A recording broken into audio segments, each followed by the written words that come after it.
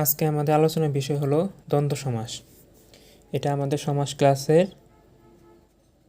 3 নম্বর class.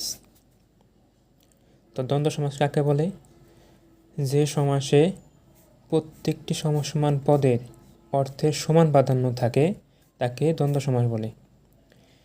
এখানে সমসমান পদের প্রত্যেকটির সমান প্রাধান্য থাকবে, অর্থাৎ উভয়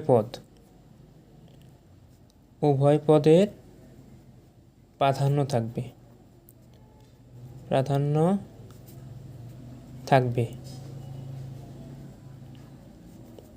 অর্থাৎ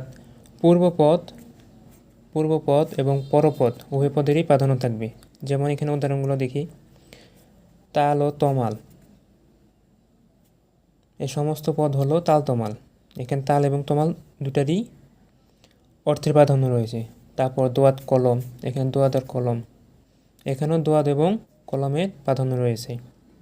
আবার সমসমান পদ দেখি ধীরে ও সুস্থে, এখানে সমস্ত পদ ধীরে সুস্থে, এখানেও উভয় পদের প্রাধান্য রয়েছে। দ্বন্দ্ব সমাসের চিনার উপায় কীভাবে চিনব?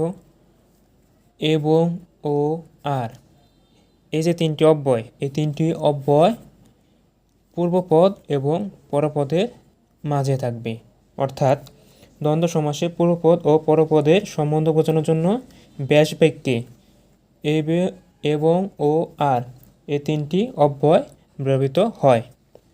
যেমন মাতা ও পিতা, এখানে ও হলো অব্যয় পদ, সমস্ত পদ কি? মাতা পিতা।